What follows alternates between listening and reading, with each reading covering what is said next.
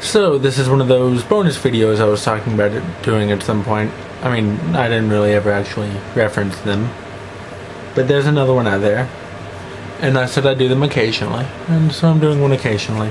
This is very specific. It's a thought I had. I'm reading this book. It's called I Wrote This For You, and it's very nice. I wholly and completely recommend it, even though I'm only 15% of the way through. It's honestly one of the best things I've ever read. I don't know why, but it made me have a thought.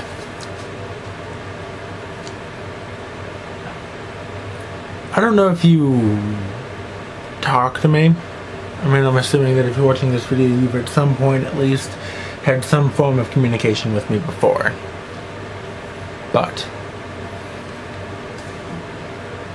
I have two different brains. I don't mean it in the way that women mean it. I mean it as in I have my actual brain, which is a cynical, hateful bastard who's too realistic about everything and doesn't really see a reason behind what we do.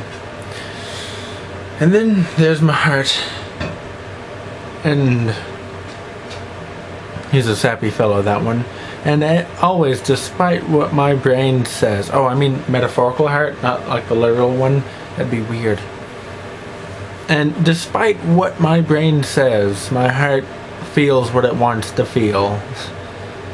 Like, my brain will say, like, ugh, who needs dating, who whatever, that's complete bullcrap, you're in high school, what the hell are you gonna do dating? And then my heart's like, nope, no, this is happening now. And of course, my heart comes up with all the stupid, sappy love crap. And then my brain says, forever yours, bullcrap.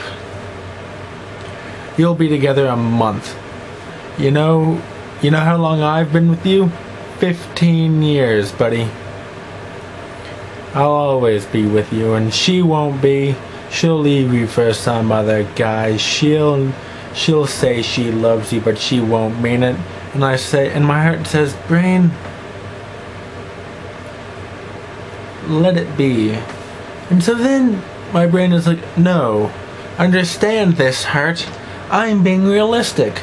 You're living in a fantasy world. And then my heart says, better to live in a fantasy than die alone on a cold street.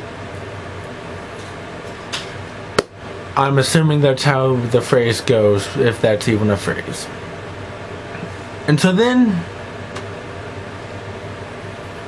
my brain says, but listen, heart, you're lying to yourself, you're lying to me, you're lying to the guy. You can't do this. And then my heart says, oh yes, brain, because you have so many wonderful ideas. Like, oh, let's tell the story about how I'm sure it's something stupid. And then my brain says to my heart, it says, you know what, heart? Don't you come crying to me in 3 months' time when you're alone again and you're rereading An Abundance of Catherines because it's the only non-suicide-y book that John Green has ever written, and it gives you some small comfort that love will triumph eventually.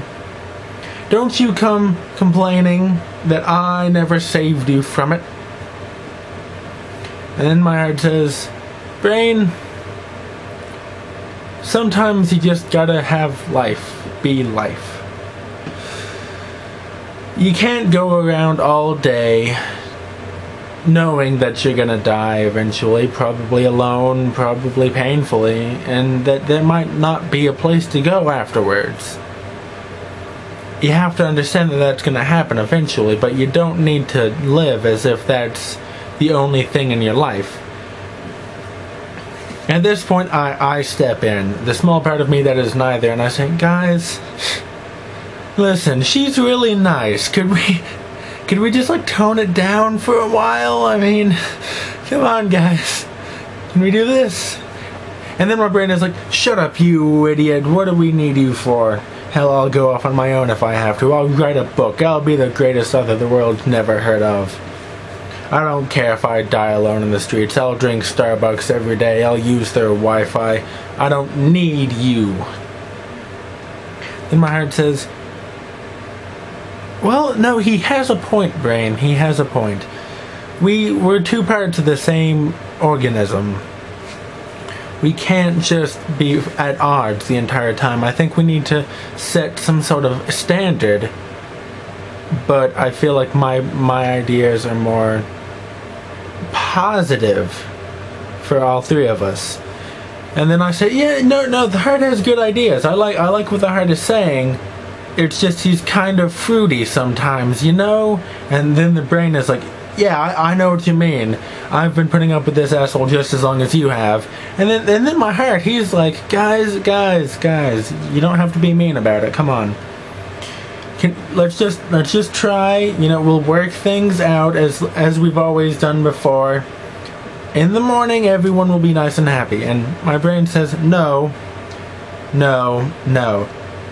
He won't be happy. I'm putting it in my throat because that's like the middle area. He won't be happy. I won't be happy. And you won't be happy. Do you know why? Because nothing will change between tonight and tomorrow. We'll just make ourselves feel as if they've changed. And then my heart says something interesting. Something that really resonates with me. It says, what's the difference between situations changing and how we feel about them changing? And then I'm like, no, the heart, it's making a point here. Brain, I think you need to just calm down a while. Maybe just, you know, try some yoga. We'll play some Parcheesi, we'll get over this, we'll act like this never happened. Then my brain being the brain that it is, my brain, the brain of the guy who makes YouTube videos where he talks to himself for 15 minutes every day. It says, you know what, guys? Fine. If you want to act like nothing's wrong, I'll act like nothing's wrong. But as I said before, don't come crying to me when the entire world falls around your knees.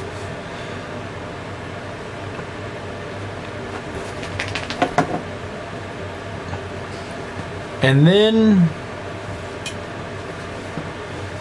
I say to both of them, I'm like, guys, you might not be perfect. You might not even agree 35% of the time.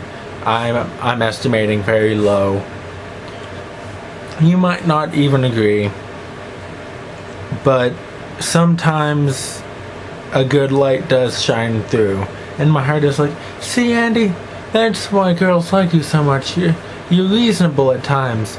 And then my brain's like, shut up, you idiot. Girls only like him as a friend. What kind of dimension are you living in where he actually has a chance? And then I say, alright guys, look, I'm going to sleep. And then I say to you guys, alright guys, I'm going to sleep.